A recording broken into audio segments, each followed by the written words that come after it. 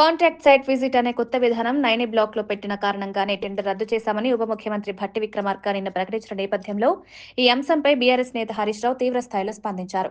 గతంలో రాష్ట్రంలో గానీ దేశంలో గానీ బీఆర్ఎస్ ప్రభుత్వ హయాంలో గానీ ఎక్కడా కాంట్రాక్ట్ సైట్ విజిట్ సర్టిఫికేట్ అనే విధానం లేదని స్పష్టం చేశారు.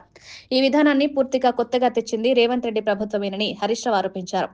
ఈ విధానం అమల్లోకి వచ్చిన తర్వాత మొట్టమొదటి లబ్ధిదారుగా రేవంత్ రెడ్డి బావమరిది సృజన్ రెడ్డి కంపెనీ మారిందన్నారు.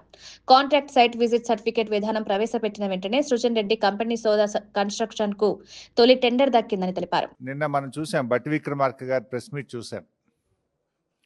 వారు మాట్లాడుతూ ఈ కొత్త పద్ధతి కాంట్రాక్ట్ సైట్ విజిట్ సర్టిఫికేట్ అనే విధానం నైని బ్లాక్లో పెట్టారు.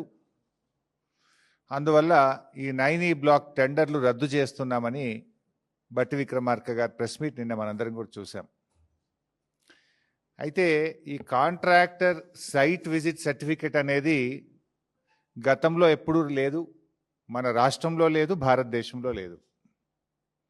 మన రాష్ట్రంలో ఈ సింగరేణిలో కాంట్రాక్టర్ సైట్ విజిట్ సర్టిఫికేట్ విధానం బీఆర్ఎస్ హయాంలో కానీ అంతకుముందు కానీ ఈ విధానం లేదు.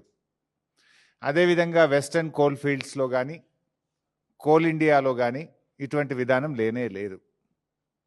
అయితే రేవంత్ రెడ్డి గారి ప్రభుత్వం వచ్చిన తర్వాత 2024 సంవత్సరంలో ఈ సైట్ విజిట్ సర్టిఫికేట్ విధానాన్ని సింగరేణిలో తెచ్చింది రేవంత్ రెడ్డి గారి ప్రభుత్వం. రేవంత్ రెడ్డి గారి ప్రభుత్వం ఈ విధానం తెచ్చిన తర్వాత మొట్టమొదటి బెనిఫిషరీ ఎవరు?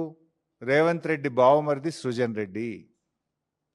ఆయన కంపెనీ శోధా కన్స్ట్రక్షన్కే ఈ సైట్ విజిట్ సర్టిఫికేట్ వచ్చిన తర్వాత మొదటి టెండర్ దక్కింది. ఇది 2024లోనే ఈ సైట్ విజిట్ సర్టిఫికేట్ విధానాన్ని తీసుకొచ్చారు. ఈ సైట్ విజిట్ సర్టిఫికేట్ విధానం వచ్చిన తర్వాత సింగరేణిలో 6 టెండర్లు జరిగితే 6 టెండర్లు కూడా +7% టెండర్లు వారి వారి అనుయాయులకు కట్టబెట్టడం జరిగింది.